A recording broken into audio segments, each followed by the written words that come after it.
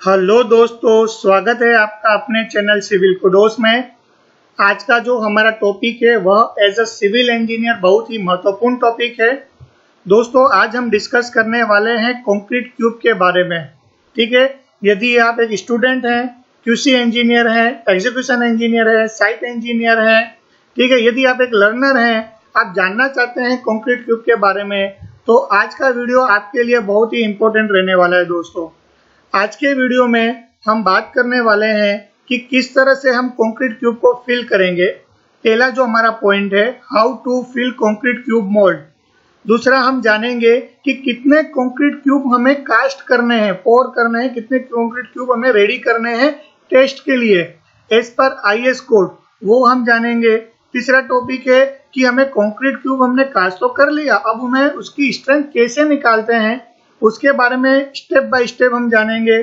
ठीक है, उसके बाद हम जानेंगे कि कंक्रीट क्यूब की मिनिमम स्ट्रेंथ कितनी आनी चाहिए, उसके बारे में हम जानेंगे। एक्सेप्टेंस क्राइटेरिया क्या है कंक्रीट क्यूब का, उसके बारे में हम जानेंगे। ये टोटल आपको जानकारी जो है मैं आपको इस वीडियो में देने वाला हूँ। वीडियोस को मैंने कुछ पार्ट्स में डिवाइड किया है, तो आने वाले जो पार्ट्स होंगे उसका डिस्क्रिप्शन में लिंक मैं आपको दे दूंगा। तो चलिए दोस्तों, वीडियो की तरफ आगे बढ़ते हैं। सबसे पहला पॉइंट है हमारा how to concrete cube fill. हम कंक्रीट क्यूब को किस तरह से फिल करें उसके बारे में सबसे पहले हम समझते हैं एज पर IS 516। पहले मैं आपको कुछ इंपॉर्टेंट पॉइंट्स बता देता हूं, फिर मैं आपको IS 516 में ले चलूंगा, जहां मैं आपको समझाऊंगा कि किस तरह से IS कोड में लिखा हुआ है। तो दोस्तों, पहला इमेज आप देख रहे हैं जहां लिखा हुआ है 150 mm क्यूब मोल्ड। ये जो आपको क्यूब मोल्ड दिख रहा है वो 150 mm का है। दूसरा इमेज जो आप देख रहे हैं वह है टैंपिंग बार का। ये जो आपको हाथ में लिए हुए एक टैंपिंग बार दिख रहा है, जो क्या कर रहा है, हैंड वाइब्रेटिंग कर रहा है। जो हम कंक्रीट फिल कर रहे हैं मोल्ड के अंदर, उसका कॉम्पैक्टिंग हो रहा है टैंपिंग बार के द्वारा। ठीक है दोस्तों, अभी आगे जो लिखा हुआ है वह है casting mould are rubbed with grease on the inner side for easy removal. आपका जो ये कास्टिंग मोल्ड है, इसका जो इनर साइड है, इसके अंदर आपको प्रॉपर ग्रीस लगाना है। ठीक है, जिससे क्या हो, आफ्टर जब आप 24 आवर्स 18 आवर्स के बाद जब आप क्यूब मोल्ड्स को निकालें तो वो इजीली रिमूवल हो सके। ठीक है, नेक्स्ट पॉइंट है आपका टैंपिंग बार पर, कि टैंपिंग बार जो है उसका जो डायमीटर होगा, ये जो टैंपिंग बार है उसका जो डायमीटर है वह 16 mm का है, और इसकी जो लेंथ होगी वह कितनी होगी, 600 mm होगी। अब दोस्तों, ये सब IS कोड में कहाँ लिखा है, कैसे उन्होंने शो किया है, मैं आपको इसके बारे में पहले जानकारी बता देता हूँ। तो दोस्तों, हम आ गए हैं IS कोड 516 1959 में, जहाँ मोल्ड के बारे में बताया हुआ है। जैसा कि मैंने आपको PPT में बताया कि 150 mm का होना चाहिए।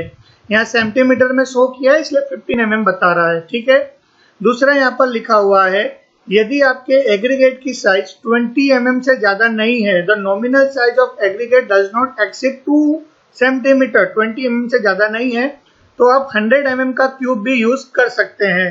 ठीक है, लास्ट इसमें लिखा हुआ है, यदि आप सिलिंड्रिकल, ठीक है, सिलिंड्रिकल अगर आपको स्पेसिमेन यूज करना है, सिलिंड्रिकल मोल्ड आपको यूज करना है, तो उसके अंदर क्राइटेरिया ये रहेगा कि जो आपका लेंथ रहेगा, ठीक है, जो आपका लेंथ रहेगा उसका 2 गुना उसका डायमीटर, उसका क्या रहेगा, उसका हाइट का रहेगा। ठीक है, यहाँ लिखा हुआ है they shall be 15 centimetre in diameter. Diameter यदि 15 सेंटीमीटर का है तो उसका जो हाइट है, जो लॉन्ग रहेगा, वो 30 सेंटीमीटर का रहना चाहिए। ठीक है, मोल्ड के बारे में क्या लिखा हुआ है, तो मोल्ड के बारे में लिखा हुआ है, जो आप कंस्ट्रक्शन साइट पे कंक्रीट को फिल करने के लिए जो आप मोल्ड यूज करेंगे, वह जो मोल्ड रहेगा वो आपका मेटल का रहेगा, प्रिफरेबली स्टील का या कास्ट आयरन का होना चाहिए। जो कि आपने इमेज में देखा वो कास्ट आयरन का था। ठीक है, यदि आप सिलिंड्रिकल का मोल्ड यूज करेंगे तो सिलिंड्रिकल का जो मोल्ड रहेगा वह मेटल का होना चाहिए, और उसका जो थिकनेस है वह 3 mm से कम नहीं होना चाहिए। Shall not be less than 300 mm thick. ठीक है, मैंने जो आपको टैंपिंग बार के बारे में बताया वह लिखा हुआ है कि the tamping bar shall be steel bar होना चाहिए, 16 mm का उसका डायमीटर होना चाहिए, 0.6 मीटर या कि 600 mm लॉन्ग होना चाहिए, bullet pointed at the lower and, जो कि उसका जो लोअर एंड होगा वो एक बुलेट पॉइंटेड की तरफ होना चाहिए। ठीक है दोस्तों, इतना समझ में आया आपको? तो अब हम वापस चलते हैं पीपीटी की तरफ। तो चलिए दोस्तों हम नेक्स्ट पॉइंट पे डिस्कस करते हैं। नेक्स्ट पॉइंट है हमारा कि अब हम कंक्रीट मोल्ड को जो फिल करेंगे उसे हम किस तरह से फिल करेंगे वो जानेंगे। यहाँ पर एक पॉइंट लिखा हुआ है, tamping rod compact each layer with no less than 35 stroke per layer.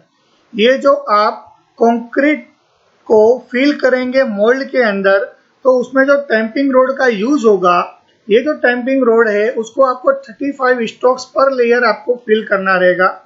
कितने लेयर फिल करने हैं? 3 लेयर फिल करने हैं। ठीक है, कैसे करेंगे उसकी जानकारी पहले मैं आपको वीडियो शेयर कर देता हूं, फिर मैं आपको आईएस कोड में बताऊंगा कि आईएस कोड में कहां पर कैसे लिखा हुआ है।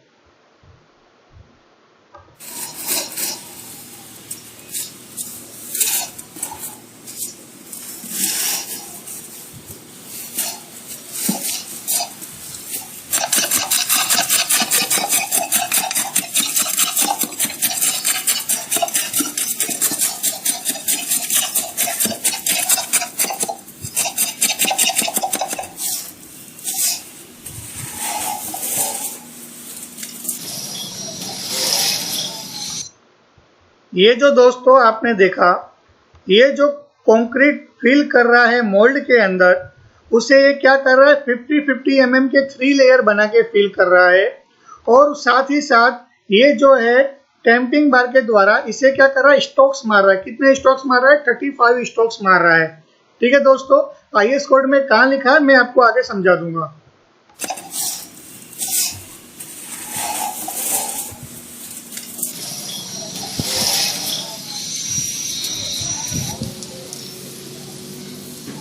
भूल जाए।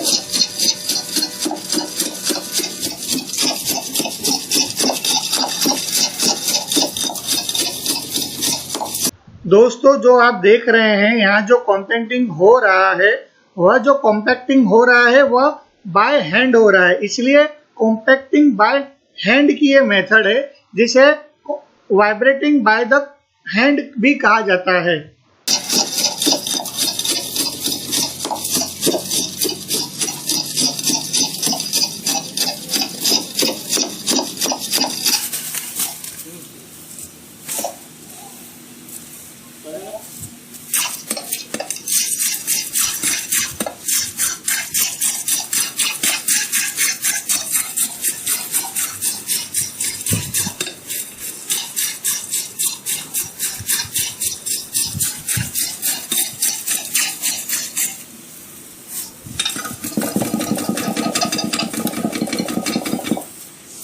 दोस्तों इस तरह से आपको थर्ड लेयर में भी कंक्रीट फिल कर उसे लेयर बाय लेयर 35 स्ट्रोक का टैंपिंग रोड के द्वारा आपको कॉम्पैक्टिंग करना रहेगा। ठीक है दोस्तों, आफ्टर डेट क्या करना रहेगा? आफ्टर डेट आप इसको फिनिश करें। फिनिश कैसे करना है मैं आपको उसका एक वीडियो बता देता हूं।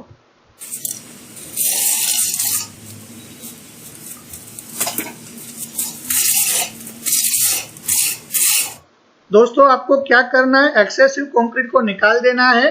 ठीक है, और उसके बाद क्या करना है, प्रॉपर फिनिश कर देना है टॉप लेयर को।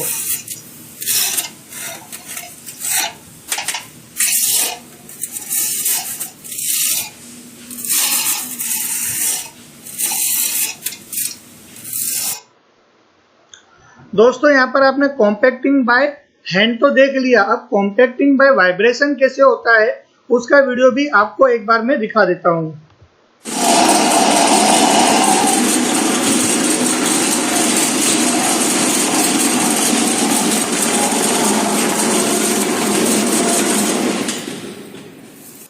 तो दोस्तों आईएस कोड 516 में इसके बारे में कहां पर कैसे क्या लिखा हुआ है थोड़ा सा हम समझ लेते हैं। तो चलिए दोस्तों हम आईएस कोड 516 में फिर से चलते हैं।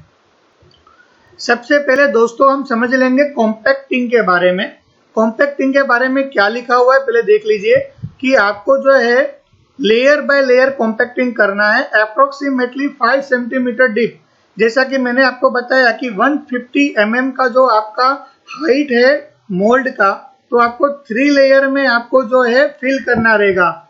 यदि आप IS कोड में क्या लिखा हुआ है, मोल्ड का साइज 15 सेंटीमीटर, जिसे हम 150 mm भी कह सकते हैं। यदि इन्होंने लिखा है कि 5 सेंटीमीटर के लेयर में भरना है, तो 5 सेंटीमीटर के लेयर में हम भरेंगे, तो दोस्तों आप देखेंगे कि 3 लेयर हो जाएगा आपका, ठीक है। फिर 5 5 5 के 3 लेयर आप भरेंगे तो आपका जो मोल्ड का हाइट है वो 15 सेंटीमीटर का है, तो आपका क्या हो जाएगा, 3 लेयर में आपको जो है कॉम्पैक्टिंग हो जाएगा। तो दोस्तों यहाँ पे लिखा है कि each layer shall be compacted either by hand by vibration. आप बाय हैंड भी कर सकते हैं, बाय वाइब्रेशन भी कर सकते हैं, जैसा कि नीचे उन्होंने बताया हुआ है। बट आपको क्या करना है, 3 लेयर के अंदर आपको जो है इसे फिल करना है, और तीनों लेयर के अंदर बाय हैंड या बाय वाइब्रेशन में आपको जो है इसे कॉम्पैक्टेड करना है, ठीक है। यदि आप कॉम्पैक्ट करते हैं बाय हैंड के द्वारा, जैसा कि मैंने आपको वीडियो में समझाया, यदि आप हैंड के द्वारा करते हैं तो आपको क्या करना है, पहले मैं आपको पढ़ लेता हूं फिर मैं आपको समझाता हूं। फॉर क्यूबिकल स्पेसिमेन, जैसा कि हमने वीडियो में देखा वो हमारा क्यूबिकल स्पेसिमेन था। In no case shall be concrete the subjected to less than 35 strokes per layer for 15 centimetre cubes. जो हमारा वीडियो में आपने देखा 15 सेंटीमीटर का क्यूब था, जिसे हमें मिनिमम 35 स्ट्रोक्स मारने हैं पर लेयर आपको 35 स्ट्रोक्स मारने हैं, जैसा कि आपने वीडियो में देखा।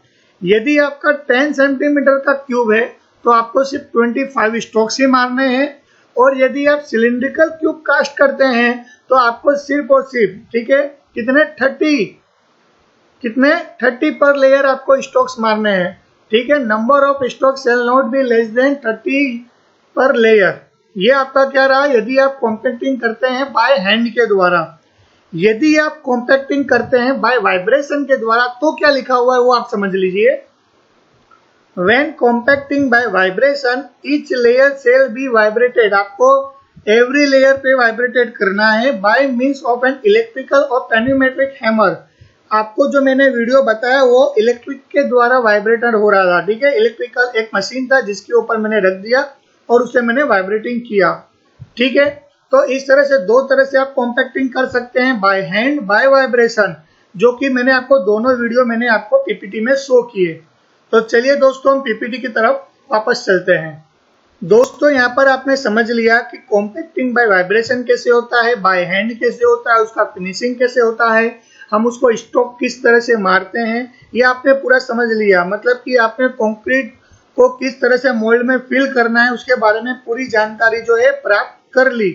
अब आगे हम समझेंगे कि मैंने उसको फिल तो कर दिया, अब मुझे जो इस कंक्रीट के क्यूब को जब हम क्योरिंग टैंक में रखते हैं तो उसका टेम्परेचर कितना मेंटेन करना है, IS कोड इसके बारे में क्या कहता है वो हम जानते हैं। पहले क्या लिखा है वो मैं आपको बता देता हूँ।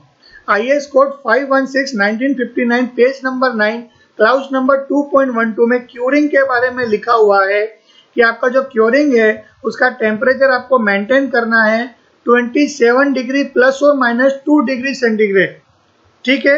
तो 27 का प्लस और माइनस 2 डिग्री में कितना, मतलब कि क्या हुआ, 25 से लेकर 29 डिग्री सेंटीग्रेड तक आपका जो टेम्परेचर है आपको मेंटेन करना रहेगा आपके क्योरिंग टैंक के अंदर, ठीक है।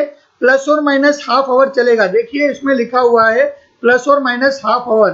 प्लस और माइनस हाफ आवर चलेगा, कब चलेगा, जब आप इस पे पानी को ऐड करते हैं। The time of addition of water to the dry ingredients, जब इसमें से पानी जो है ड्राई होता है और जब आप पानी इसमें ऐड करते हैं तब प्लस और माइनस दोस्तों। तो ये आपको समझ में आ गया कि क्यूब मोल्ड को मैंने फिल किया, उसको मैंने रिमूवल किया, अब मैंने उसको क्योरिंग टैंक में डाला, उसका टेम्परेचर मैंने उसको मेंटेन किया। मेंटेन करने के बाद मेरा नेक्स्ट पॉइंट आता है कि मुझे कंक्रीट क्यूब कितना फिल करना है, जो कि हमारा नेक्स्ट पॉइंट था कि मुझे कंक्रीट क्यूब फिल करना आ गया, क्योरिंग टैंक में डालना आ गया, टेम्परेचर मेंटेन करना आ गया, पर मुझे कंक्रीट क्यूब कितने कास्ट करने हैं, मुझे कैसे पता चलेगा कि मुझे कितने कंक्रीट क्यूब कास्ट करने हैं। तो दोस्तों IS कोड 456/2000 क्लाउज नंबर 15.2.2 में दिया हुआ है कि आपको कितने कंक्रीट क्यूब कास्ट करने हैं। दोस्तों इसे ध्यान से समझिएगा, इसे जो है स्पेसिमेंस कहते हैं। 1 2 3 ये आपके स्पेसिमेंस है, ठीक है। और इधर लिखा हुआ है नंबर ऑफ सैंपल्स। सैंपल्स मतलब क्या कि ये जो 3 स्पेसिमेंस हैं, इन तीनों को मिलाकर मैं क्या करूंगा, इन तीनों को बोलूंगा एक सैंपल। 3 को मिलाकर क्या बोलूंगा, एक सैंपल।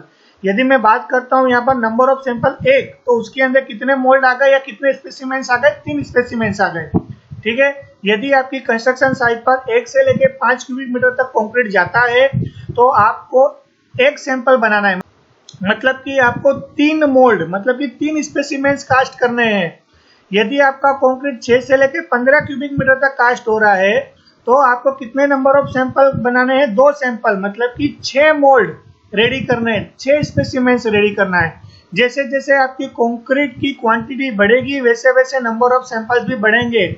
लास्ट में क्या लिखा हुआ है कि 51 एंड अबो, यदि आपकी कंक्रीट की क्वांटिटी 51 एंड अबो उससे ज्यादा है, तो आपको क्या करना रहेगा।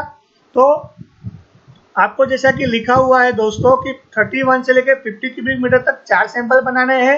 51 से ज्यादा तो क्या करना रहेगा, 4 + 1 additional sample for each additional 50 cubic metre or part of thereof, मतलब कि 51 से लेके 100 क्यूबिक मीटर के लिए आपको क्या करना है, +1 कर देना है, ठीक है। मतलब कि 5 सैंपल 100 से लेके 150 mm तक के लिए फिर से +1 करना है। 6 सैंपल क्यों लिखा है ऐसा, यहाँ लिखा हुआ है एडिशनल 50 क्यूबिक मीटर। जैसे जैसे 50 क्यूबिक मीटर बढ़ता जाएगा, वैसे वैसे आपको एक एक सैंपल बढ़ाते रहना है, ठीक है। 51 से लेके 100 के लिए एक सैंपल बढ़ा दो, 5 100 से लेके 150 के लिए एक सैंपल और बढ़ा दो, 6 150 से लेकर 200 के लिए एक और सैंपल बढ़ा दो, 7। इस तरह से आपको जो है नंबर ऑफ सैंपल की क्वांटिटी बढ़ाते रहनी है, जैसे जैसे आपका कंक्रीट का क्वांटिटी 50 क्यूबिक मीटर से प्लस होते जाता है वैसे। तो दोस्तों आपको पता चल गया कि नंबर ऑफ कंक्रीट क्यूब कैसे रिक्वायरमेंट है एज पर IS कोड 456/2000 में, ठीक है दोस्तों। आगे दोस्तों नेक्स्ट दोस्तों वीडियो के अंदर हम देखेंगे कि किस तरह से हम कंक्रीट क्यूब की स्ट्रेंथ निकालते हैं। अब हमें उसका टेस्ट करना है, कैसे निकालेंगे उसकी पूरी जानकारी मैं आपको नेक्स्ट पार्ट में दूंगा। तब तक के लिए आप हमारे वीडियो में बने रहिए। आपको अगर हमारा वीडियो अच्छा लगा हो तो प्लीज उसे लाइक करिए, सब्सक्राइब करिए और शेयर करिए। थैंक यू दोस्तों।